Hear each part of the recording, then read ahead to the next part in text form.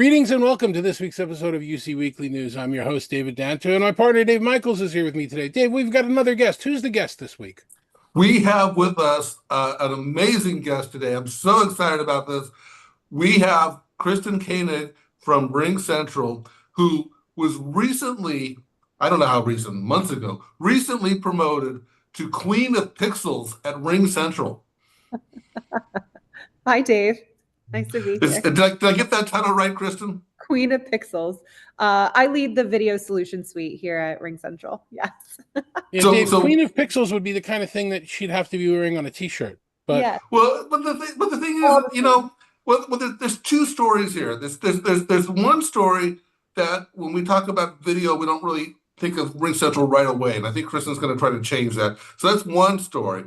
But there's another story that RingCentral's got like multiple video things going on, right? And they were kind of separated, and now they're under one, which is what I want to get to here. So I don't know. Pick a story first. Which one should we go down? Well, Kristen, tell us about Ring Video. I see I see the word Ring Video, and I think of those stupid lights that are around the camera, and I don't think that's what it means. Yeah, why don't you tell us about it, and then we can go on from there. The worst thing about those those lights you're talking about is when people use them at home and they have their glasses on and it looks like eyeballs in their glasses. I don't like those ring lights, but that's not what she's talking about. Go ahead, Kristen. Ring lights is fantastic for selfies, but that's not what we're talking about today. We're talking about the RingCentral video portfolio, or Ring Video. And it is a solution suite for meetings, town halls, rooms, webinars, and events. And the biggest thing that when I started leading the team, this is back earlier this year, I've noticed the industry consolidation of tech stacks. And, I said this probably earlier this year that the video conferencing industry and more of the webinar and events industry are merging together. And it's really important from a UC and CC perspective, because video is in all of these products, to unify it together. So the customer demand is there. And I was super excited to relook at the video products that RingCentral has and really make sure that we are, number one, positioning them properly, but number two, have the source of integrations that they make our lives easier and more productive and more fun in our workdays. Wow. Now let's talk a little bit about how you got there, right? Because as I recall, you came to RingCentral through acquisition. I think it was the Hopin asset. Is that right? Correct. So I spent most of my career in the events side of the industry. And then we got acquired 2 years ago, this past August, by RingCentral. So I led a lot of the Hopin team for the last year and a half, and then took over the rest of the video suite earlier in 2025. And so do you still, do you consider the event side your favorite side? You can tell us. It's so funny. Sometimes my team say, like, which is your favorite product inside? Because you come from that world. Obviously, I love the events world, but there's so many synergies that come down to the meetings and in-office rooms that relate to events. They're just on different scales, to put it very simply. And they all just want really great audio quality and video quality experiences for us to connect, especially in this new hybrid world. More people are in offices now, but there's still so many people who are working remote and having so many different types of work environments. So remote work is never going to work. It's just a bad idea. David and I are very clear on this. We want everyone to return to the office. I love the office, but I do love my remote work life. All right, so give us the elevator pitch coming down. You've got, a minute, 30 seconds, or like Dave Michels likes to talk about, the escalator pitch, which I guess is an inside joke. But what are the top 3, 4, 5 reasons for video over RingCentral as opposed to everything else that's out there? Yeah. Well, I would say numero uno, our product suite is simple and easy to use. You don't need no downloads, and it's really browser focused. And this goes from the event solution to the meeting solution. So it's simple and easy to use. The biggest thing is also direct integration. So phone, we have over 400,000 customers who use our EX business, and so many of them are consolidating their tech stacks. And ours is directly integrated to phone. So if you need a screen share from a phone call using our RingCentral app, that uses our video functionality to screen share from your phone or from your desktop. So that's very different than a lot of solution suites in the market. So simple, integrated into our core products, and then I would say personalized and fun and engaging. A lot of the Hopin technology of why Hopin did so well is because we had so much personalization in there to change the URL to make your background not look like a standard video conferencing virtual event. It looks like your own. And we've taken a lot of that functionality and we're working that into the meetings and webinars and town halls and rooms roadmap. So the products are coming being more integrated and succinct. So I know that's not really an elevator pitch, but more of like the differentiation. But when you have simple, personalized, fun, and easy to use, like why wouldn't you want to use that product? So let me ask you about that, because the first thing you said was no download or no client, no app. And that was the big promise, right? Everyone promised that during WebRTC Revolution. And, for those of us that don't remember that, it was what, well, I don't know, 5, 10 years ago, whatever, WebRTC was going to change the world. We weren't going to need apps and everything. And fast forward today, a lot of your competitors in the video space, Teams, Zoom, WebEx, they all have a client first model. Yes. So help me understand, what are you losing, or what are they gaining, or why did that promise of no app, which you are delivering, kind of disappear? Yeah, I think everyone thought that, the browser first versus client first and desktop first, that would change in the market. And people push the downloads of the app to make things sticky. But when you think about it in the large scheme of the market, most people use browsers. They don't use apps and they delete a lot of apps on their phone. Yes, it makes it sticky to the ones who are users, but for us, if you look at the Google model, it's all browser first. The apps are not as downloaded and they're the top, platform in the world that is used by so many. So when I come to customers and customers are using our products, I want to make sure that their guests have the easiest experience joining their RingCentral video. And that's what it's about. The customers can have the app, but it's who's joining your meetings that might use other systems. And that should be simplified. So I'm a firm believer is like current customers absolutely download the app, but all of these one-time people, consumers, anyone who joins a meeting, it should be simplified and not pushed. It's interesting, because it's kind of a brand thing, because I install a lot of apps, but David and I use Google Chat quite a bit when we talk.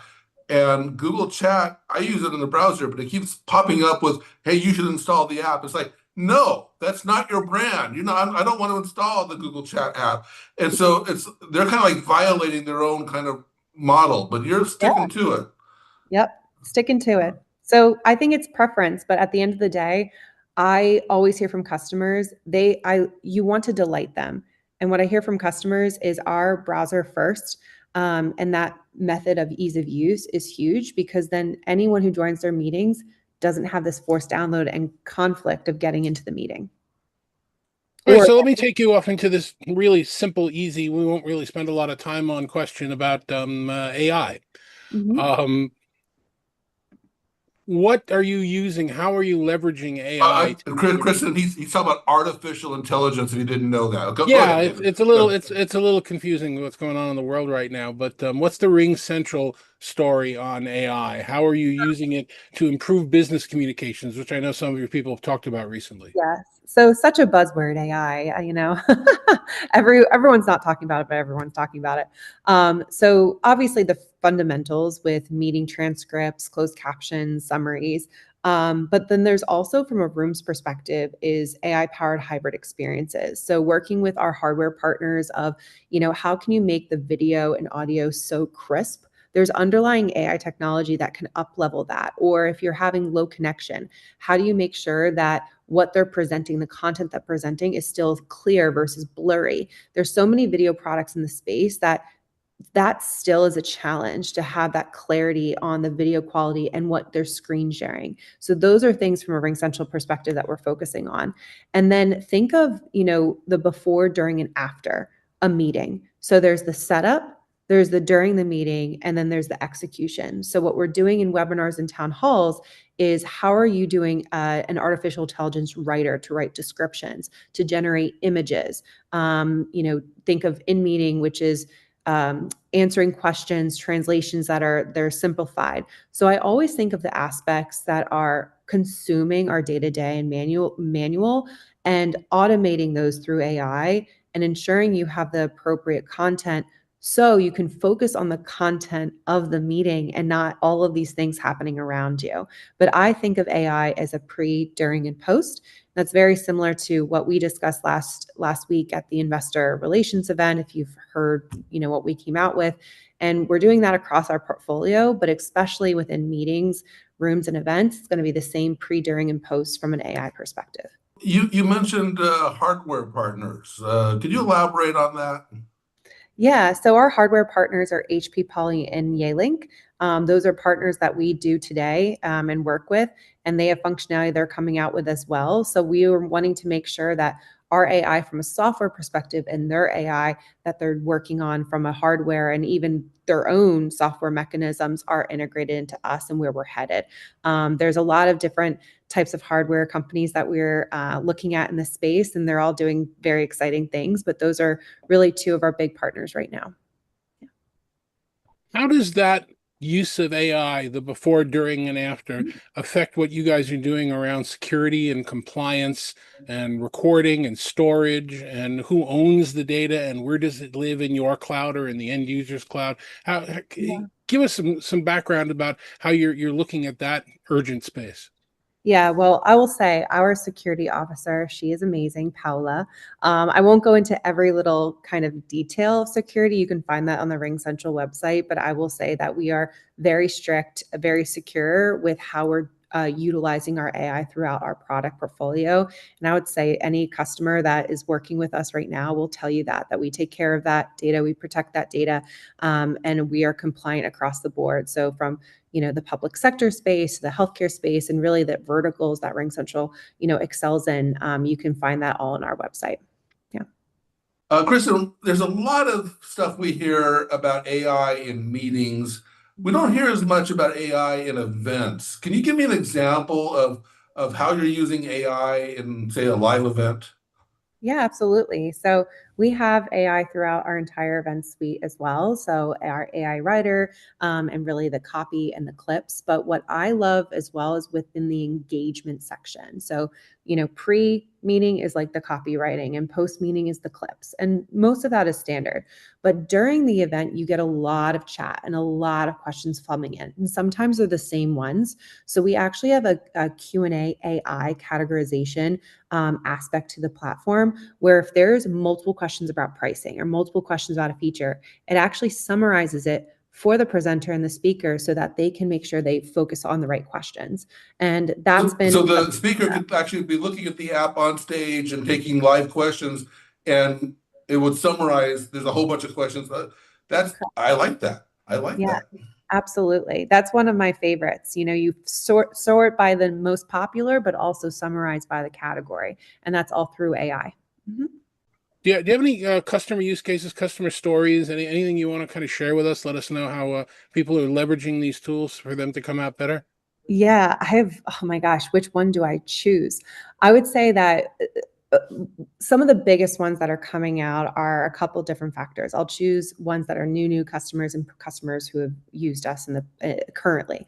So for new customers, I mentioned consolidating their tech stack. They're coming from other video providers. They use us for phone, and they're really delighted to see how much more we are investing and into our roadmap of pre-doing posts for meetings, rooms, and town halls. And they're saying, we use the full tech stack at someone else. Can you do all these things and at what cost and how does it integrate together?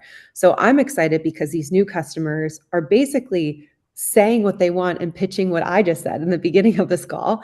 And then the current customers that we're supporting, I would say I see a lot within the public sector space, healthcare, as well as financial services, professional services. What's interesting about those customers is they're doing a lot of presentations, whether it's like their medical devices or our demos. They want to make sure that they optimize their screen, that the clarity of the audio quality is crystal clear.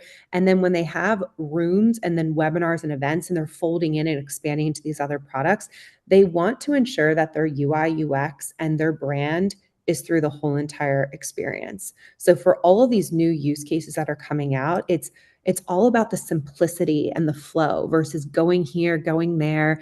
And that's what I'm excited about. I talk to customers at least 5 a week right now, which is a lot for usually a product leader.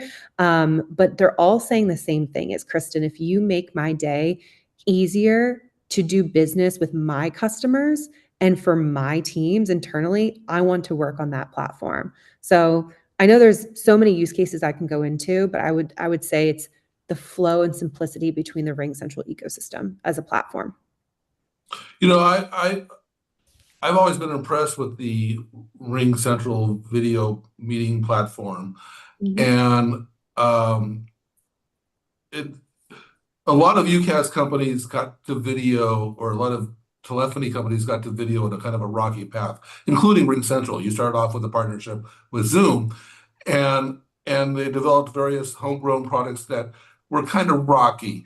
And Mhm. I've always said that I mean, you guys released your version one product, I don't know, several years Over ago at 4 this years point. ago.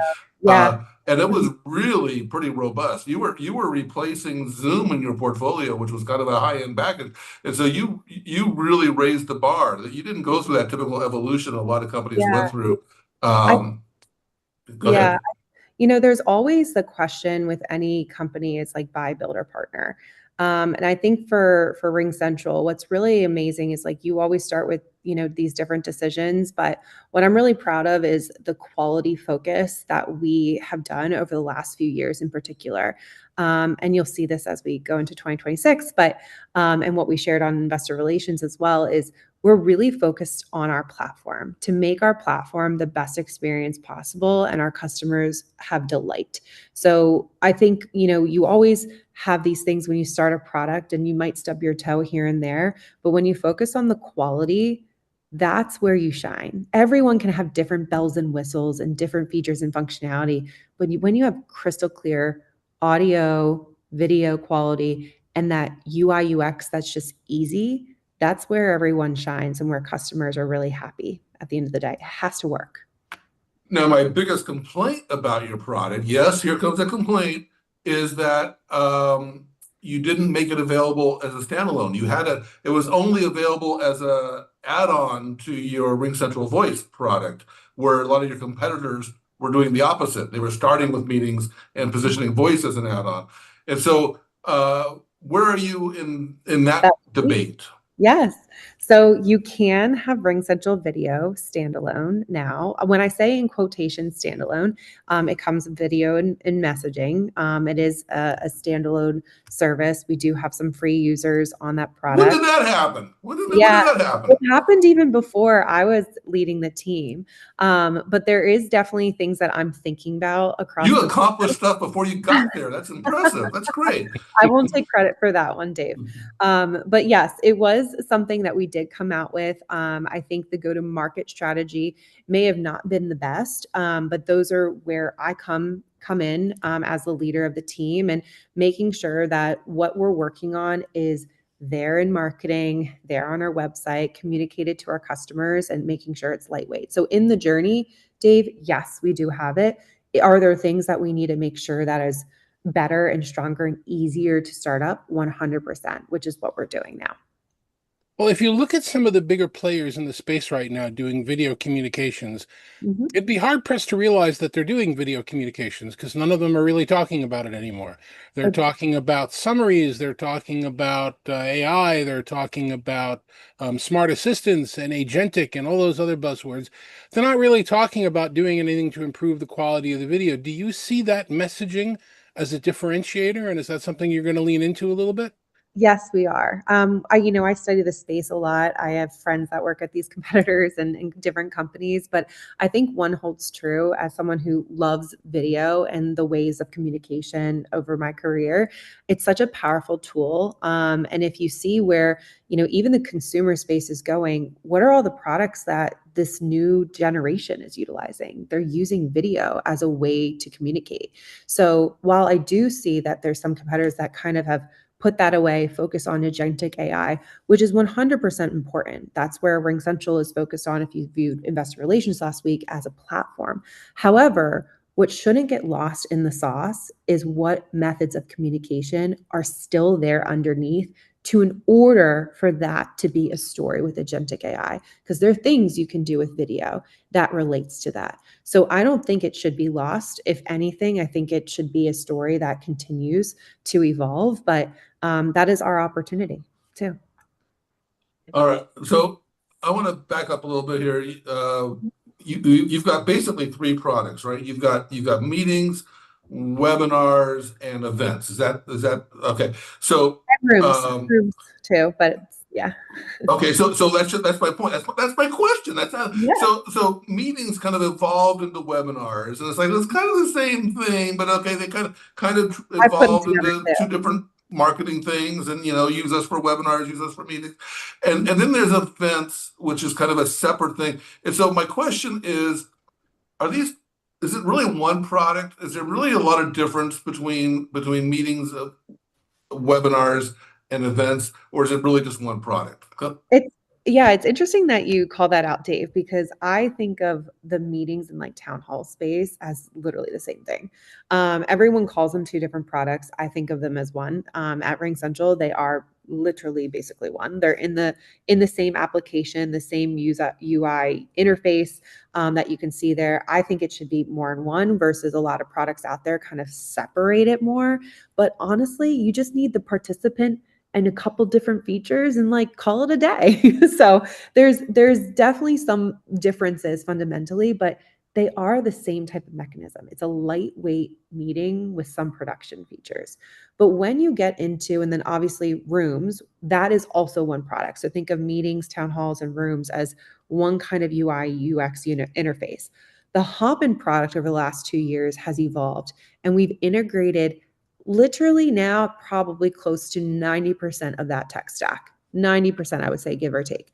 There's still things that we are working on right now to bring that into the standard EX product. So if there's one thing that anyone would take away from this today is my number one thing is platform, platform, platform.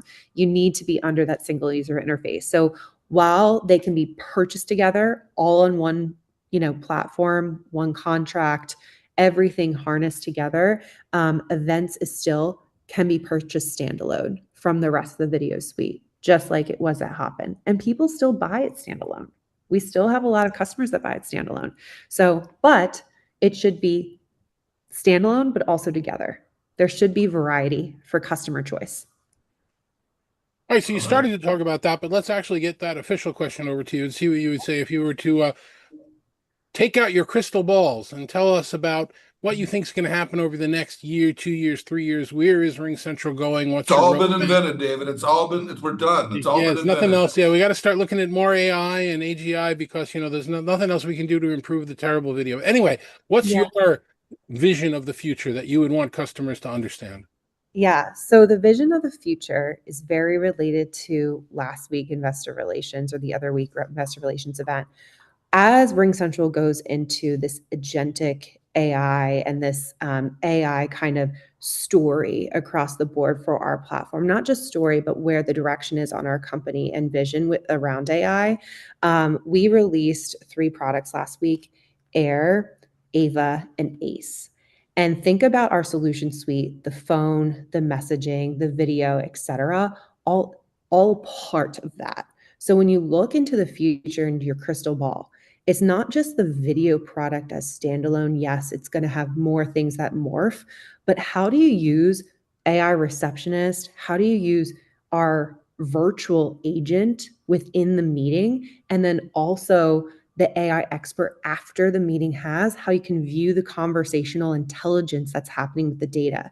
So when you look at what Vlad and Kira and John Finch presented last week, think of how meetings fits into that. And that's your crystal ball. Okay. If somebody wants to find out more, this is the softball question if you haven't identified it. We did the crystal balls, now we're doing the softballs. If somebody wants to find out more about RingCentral, what do you suggest their first step should be? Contact me on LinkedIn. No, I'm kidding.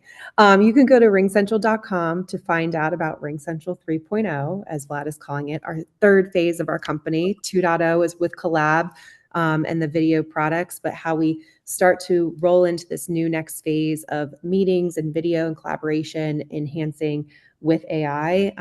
You can find it on ringcentral.com and contact us or follow me. I'll get you to the right person. Dave, thanks very much for your time. Kristen, thanks very much for your time. We really do appreciate the story. And thank you very much for watching. We'll see you on next week's show. Take care. Thank you.